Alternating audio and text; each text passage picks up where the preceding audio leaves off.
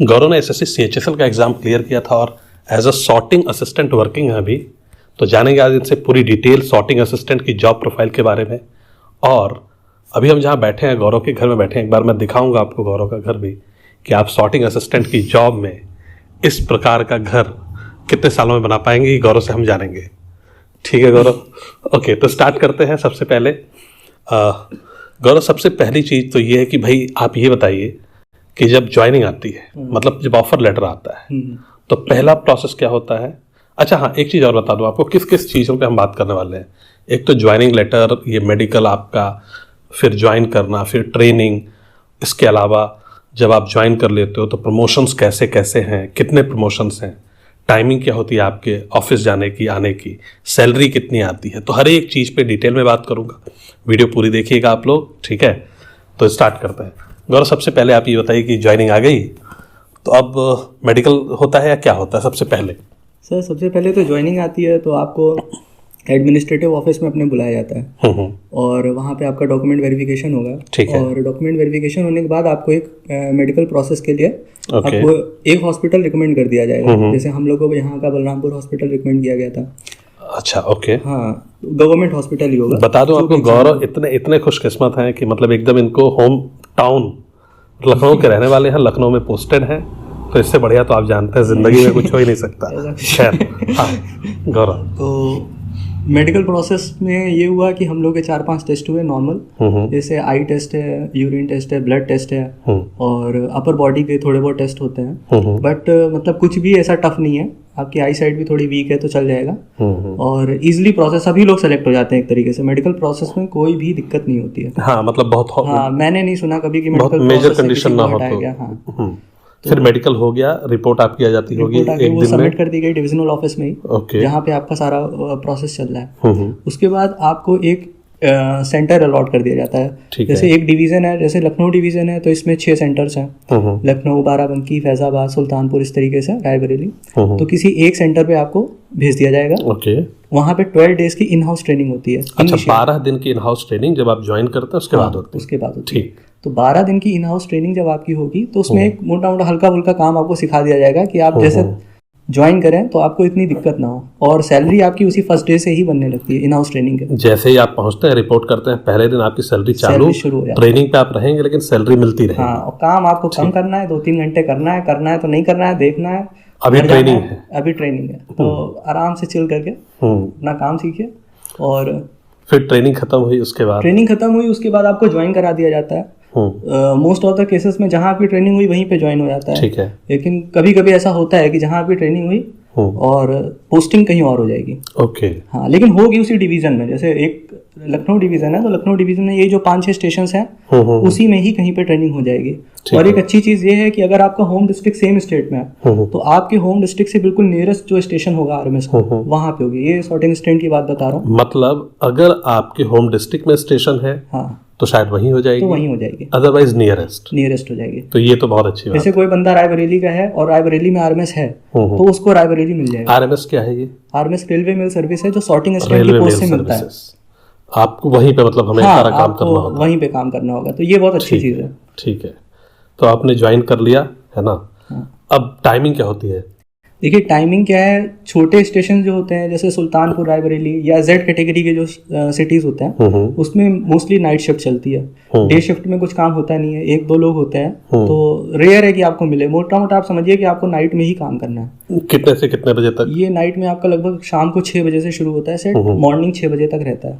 ठीक है जी, शाम 6 से मॉर्निंग 6। हाँ, तो 12 घंटे की वर्किंग आपकी? 12 घंटे की वर्किंग रहती है लगभग। अच्छा, हाँ, लगभग। हाँ, लेकिन काम इस हिसाब से है कि एवरेज है, आपको इतना काम करना नहीं पड़ेगा जो आप सोचो कि 12 घंटे रिग्रेस हो गए, काम ही करना है। तो ऐसा काम नहीं है, काम बहुत आराम से चिल होके हो जाएगा, हंसते खेलते। आपको प्रेजेंट रहना है और काम मतलब भर का होता है। एक तरह से ये समझिए कि 5-6 घंटे के काम को 12 घंटे का, आप 12 घंटे मतलब आपको खत्म करना है। आपको होना है, कोई इमरजेंसी भी आ जाए, कुछ अचानक से लेटर्स वगैरह ऐसे कुछ है तो आप कर पाए, है ना। उस टाइमिंग पे रहना है। और नाइट शिफ्ट में ये भी अच्छी चीज़ है कि अगर आपने आज नाइट में काम किया तो कल आपकी छुट्टी रहेगी, कल नाइट की। अच्छा, तो मतलब मान लीजिए कि आपने कहा मेरी सुल्तानपुर पोस्टिंग हो गई। हाँ। अब मैं 15 दिन नाइट शिफ्ट पे रहा, तो क्या 15 दिन मेरी फिर छुट्टी रहेगी? नहीं, ऐसा नहीं होता, ऐसे तो फिर पूरे स्टाफ का वो डिस्टर्ब हो जाएगा। मेरे से यार मजा आ जाएगा फिर तो नाइट शिफ्ट ले लो। इनफैक्ट 15 डेज नहीं 13 डेज की होती है, 13 नाइट्स की होती है।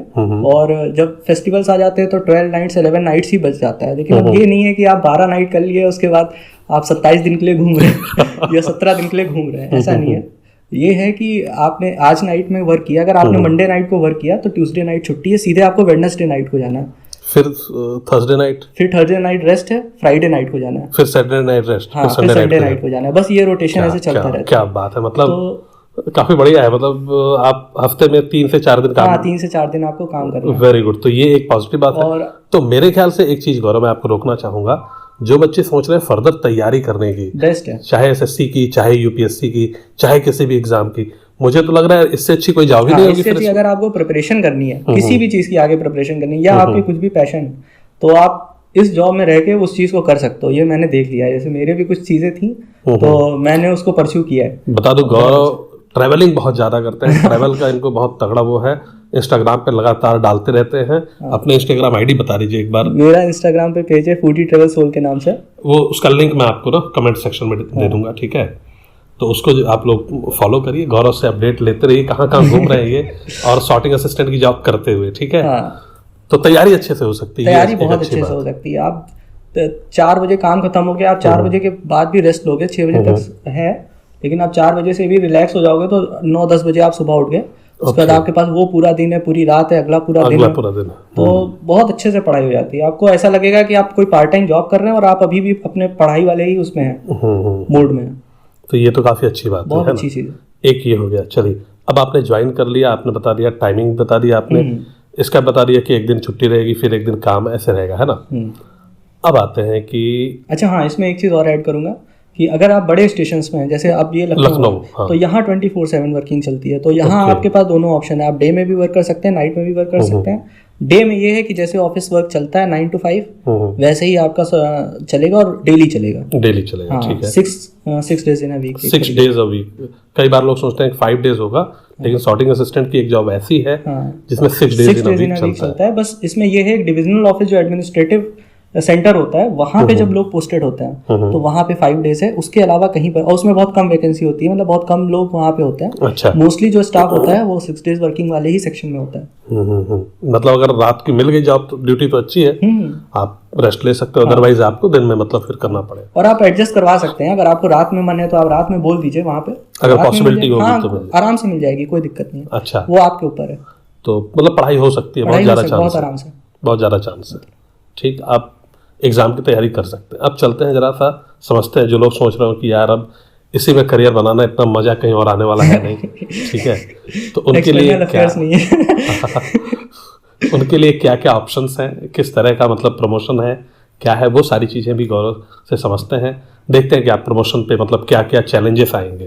तो गौरव, फिर अगला प्रमोशन कब एक्सपेक्ट कर सकते हैं हम, ज्वाइन करने कितने साल बाद? देखिए, ज्वाइन करने के बाद अगर आप कुछ नहीं कर रहे हैं, धीरे धीरे प्रमोट होते हैं ग्रेड पे से, तो आप 10 साल मान लीजिए, 10 साल बाद आप प्रमोट हो जाएंगे। बट अगर आप डिपार्टमेंटल एग्जाम देना चाहते हैं, आप इंस्पेक्टर बन जाएंगे? नहीं, इंस्पेक्टर नहीं बन जाएंगे आप, जस्ट ग्रेड पे से, जैसे आप 2400 ग्रेड पे हैं, तो 10 साल बाद अगर आपका 10 साल सही से गए तो आप 2800 ग्रेड पे आ जाएंगे। ओके, लेकिन अगर आपने बीच में एग्जाम दिया, लेकिन आपने अगर डिपार्टमेंटल एग्जाम दिया तो 8 साल में डिपार्टमेंटल एग्जाम होता है, तो उसमें आपके पास 2 ऑप्शन रहते हैं, या तो आप एओ का एग्जाम दे दीजिए। तो AO इज एडमिनिस्ट्रेटिव ऑफिसर। हाँ, AO मतलब अकाउंट ऑडिटर ऑफिस जो होता है। और दूसरा आपका इंस्पेक्टर का ऑप्शन होता है, ठीक है। तो आप इंस्पेक्टर का देंगे तो आप उसी डिपार्टमेंट में रह सकते हैं, और इंस्पेक्टर देने के बाद आपका डिवीजन चेंज, मतलब सर्कल चेंज नहीं होगा एक तरीके से, मतलब आपका स्टेट चेंज नहीं होगा। अच्छा, तो एक चीज, अगर मैं कोई एग्जाम नहीं देता हूँ तो 10 साल में मेरा नेचुरल प्रमोशन आएगा, मैं 2800 ग्रेड पे भी पहुंच जाऊंगा। लेकिन अगर मैंने एग्जाम दे दिया तो मैं सीधा इंस्पेक्टर बन जाऊंगा, सीधे इंस्पेक्टर। उसकी ग्रेड पे फिर उसकी grade pay 4600 grade pay, 4600 grade pay, तो ये एक बड़ी बात है। और हमारा ये इंस्पेक्टर की वजह से हमारा चेंज नहीं होगा, हमारा डिवीजन, हमारा स्टेट नहीं चेंज होगा, और बाकी आपकी लोकेशन चेंज हो सकती है। जैसे आप हो सकता है कि लखनऊ डिवीजन से सहारनपुर डिवीजन शिफ्ट हो जाए, ओके, मतलब या गाजियाबाद डिवीजन, पूरा स्टेट हमारा खुल जाएगा। और एओ की पोस्ट में आपके लिए फिर पूरा इंडिया की पोस्ट खुल जाएगी, आपको कहीं अदर स्टेट में भी ट्रांसफर मिल सकता है। बट उसका ग्रेड पे शायद 5400 ग्रेड पे है। अच्छा, ओके। तो भाई ये है, एक तो इंडिया ऑल इंडिया लाइबिलिटी जो आपकी खुलेगी वो आपको परेशान कर सकती है, और दूसरी चीज़ इंस्पेक्टर में भी मतलब चैलेंजेस, एक बड़ा चैलेंज ये है कि जैसे ये लखनऊ में एकदम चिल रिलैक्स मार रहे हैं, देखो आप एकदम पैलेस नुमा घर बना रखा है इन्होंने मजे से अपना, लेकिन इन्होंने सोचा अब सहारनपुर पहुंच गए बेचारे, अब फिर इन्होंने एक कमरा लिया, घर वाले कहे कि तेरी सैलरी देख ले कितनी है, उस हिसाब से कमरा लेना, उससे महंगा लेगा तो बहुत ठीक है, तो फिर आपको परेशान होना पड़ेगा। तो आपको देखना है अगर आपने कुछ ढंग का मतलब जहाँ पे भी है वहाँ पे आपके मतलब जो भी आपके घर के लोग हैं सेटल्ड हैं प्रॉपर, तो फिर आपको उसी हिसाब से सोचना है कि यार 2400 से 2800 पे ही जाता हूँ मैं, ना कि मैं इंस्पेक्टर पे जाऊँ। लेकिन हाँ, अगर आप एम्बिशियस हैं so you get ready for that, you will get money, good money, but that will bring challenges also. ठीक है, फिर आप पूरे स्टेट में आपको घूमना पड़ेगा, और हो सकता है आपका ट्रांसफर फिर से हो जाए अगर आप डाल दोगे। तो इंस्पेक्टर होने के बाद भी आप आ सकते हो, ऐसा नहीं है कि आप फिर वहीं हो गए, आप डाल सकते हैं रूल 38 हमेशा के लिए तो खुल गया ना एक। हाँ, एक हमेशा के लिए खुल गया है, और शायद आप कभी भेजे जा सकते हो। हाँ, भेजे जा सकते हैं, उसको तो डिनाई नहीं कर सकते। और ऑब्वियसली जैसे लखनऊ जैसा बड़ा शहर है, तो यहाँ बहुत लोग रहना चाहेंगे, थोड़ा सा टफ रहेगा। अच्छा सर, एओ की पोस्ट के लिए मैं शायद गलत बोल गया, एओ की पोस्ट का क्या ग्रेड पे होता है? 4600 ही रहेगा। 4600 रहेगा। बाकी देखना पड़ेगा एक बार मुझे भी। ठीक है, अब चलते हैं आगे, बात करते हैं कि जब आपने ज्वाइन किया पहली दफ़ा तो कितनी सैलरी आपको किस तरह के शहर में मिलेगी? जैसे दिल्ली, मुंबई, चेन्नई, हैदराबाद में कितनी सैलरी रहेगी, लखनऊ जैसे शहर में कितनी रहेगी, और इससे भी छोटे शहरों में आपको कितने रुपए मिलने वाले हैं सैलरी के रूप? देखिए सर, जैसे दिल्ली मुंबई सिटीज़ हैं, ये एक्स कैटेगरी सिटीज़ में आते हैं, तो यहाँ पे आपकी सैलरी आप 35,000 के आसपास मान सकते हैं। ठीक है, उससे 3,000 अगर आप लेस कर दोगे लगभग तो 32,000 के आसपास बनता है। ये आपकी वाई कैटेगरी में सैलरी हो जाएगी। जैसे लखनऊ है, कानपुर है, तो इन सिटीज में आपकी 32,000, और इसी में ही 3,000 और छोटे शहर हमको मिल गए। हाँ, जैसे रायबरेली, सुल्तानपुर, इस तरीके के छोटे शहर मिल गए, तो वहाँ भी आपकी 29,000। जैसे भागलपुर मिल गया किसी को, बिहार के लड़के। हाँ, ठीक है, या सिरसा मिल गया उधर हरियाणा साइड के बच्चे को, तो वहाँ सैलरी फिर आपकी वहाँ 29-30 के अप्रॉक्स में रहेगी आपकी। हाँ, 29-30 रुपये रहेगी। लेकिन अगर घर है तो घर है तो आपकी पूरी सैलरी बचनी है। हाँ, ये अच्छी बात है। तो ये तो सैलरी की बात हो गई, और प्रमोशंस का मैंने हमने बता ही दिया है ना। और क्या क्या मतलब कुछ रह रहा हो? और नहीं, मेरे हिसाब में तो हमने मोस्टली चीज़ें कवर कर ली सर। ठीक है, और छुट्टियाँ जो हैं मतलब, और क्या मतलब कुछ फैसिलिटीज रहती हैं जो छुट्टियाँ सर? अच्छा, आप तो रेलवे का कुछ पास मिलता है? रेलवे का कोई पास नहीं मिलता। ये सॉर्टिंग स्टैंड की बहुत कंफ्यूजन रहता है, क्योंकि आरएमएस के सेंटर जो होते हैं वो स्टेशन पे होते हैं, तो ये चीज़ बहुत लोगों को कंफ्यूजन रहता है कि रेलवे में फ्री पासेस मिल जाते हैं या ट्रेन से आराम से ट्रेवल कर सकते हैं, तो ऐसा कुछ नहीं है। अच्छा, हाँ, ये बस एक मतलब एक ऑफिस है जो रेलवे स्टेशन पे होता है ये पोस्ट ऑफिस का ही, पोस्टल डिपार्टमेंट का ही होता है। अच्छा, मतलब कोई रेलवे की कोई फैसिलिटी नहीं मिलेगी। बाकी आपको हर 2 साल में अपने घर जाने के लिए अलाउंस मिलता है, और हर 4 साल में आप ऑल इंडिया में कहीं पर भी घूमने जा सकते हैं, उसका अलाउंस मिल जाएगा आपको फैमिली के साथ। आप घूम के आइए। हाँ, ठीक है, और बिल जमा कर दीजिए ऑफिस में, आपको पैसे वापस मिल जाएंगे। फ्लाइट से आप जा सकते हैं। हाँ, फ्लाइट से आप जा सकते हैं। आपको 3rd AC का डिस्टेंस के हिसाब से 3rd AC ट्रेन के 3rd AC का अलाउंस मिल जाएगा। हाँ, लेकिन अगर आप अंडमान निकोबार जाएंगे तो फ्लाइट का मिलेगा। हाँ, ये ऐसा ही है। हाँ, ऐसा है।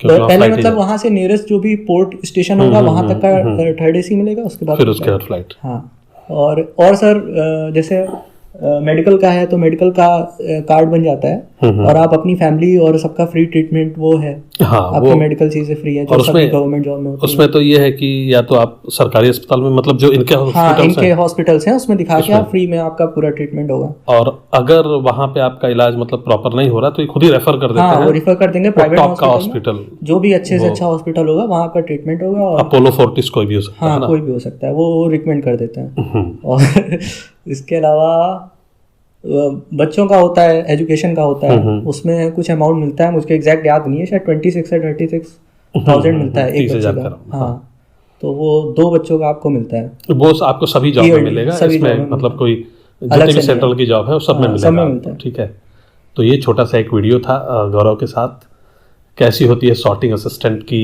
पूरी जॉब प्रोफाइल, और मुझे पूरा विश्वास है आप लोगों के क्लैरिटी आई होगी कि कैसे आप मतलब आपको इसको चूज करना है कि नहीं चूज करना है, और चूज करना है तो क्यों करना है, नहीं करना है तो क्यों नहीं करना है। ठीक है, तो thank you everyone, will be meeting with Gaurav very soon again. Thank you sir.